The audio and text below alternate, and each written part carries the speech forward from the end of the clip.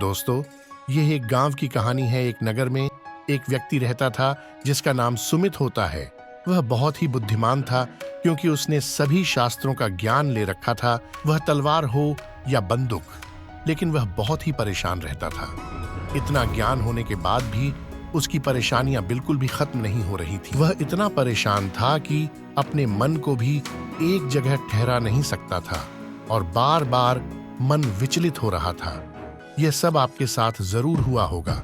जब इंसान का मन हर जगह विचलित होता रहता है, तब इंसान कभी भी अपने एक कामों को अच्छी तरह से नहीं कर सकता है। यह सबसे बड़ा एक सत्य है। इन परेशानियों से दूर होने के लिए वह बाहर कभी दोस्तों के पास जाता या कहीं और पूछने, मगर उसे कोई सही जवाब नहीं मिल पाता है। एक दिन चाय वाले के पास अखबार में ज्ञानी बाबा के बारे में पढ़ा, जिसे वह खुश हुआ और दिए हुए पते पर जा पहुंच गए, जहां बाबा जी एक पेड़ के नीचे बैठे कर ध्यान कर रहे थे। तो सुमित जाकर बाबा जी के पास जाकर उसे आवाज देकर जागने लगे।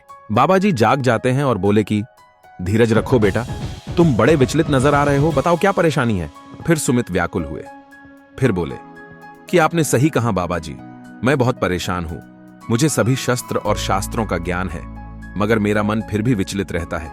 ऐसा लगता है जैसे मेरा ज्ञान दिमाग से भर चुका है और भारी लगता है।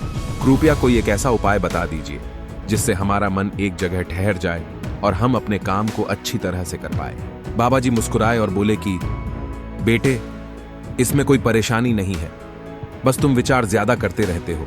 एक उपाय यह है कि तुम्हें ज्ञान की नहीं सिर्फ ध्यान की आवश्यकता है, क्योंकि ज्ञान तो तुमने पा रखा है, मगर ध्यान तुम्हारे अंदर बिल्कुल भी नहीं है, जिसे तुम्हारे अंदर की एकाग्रता कम हो चुकी है।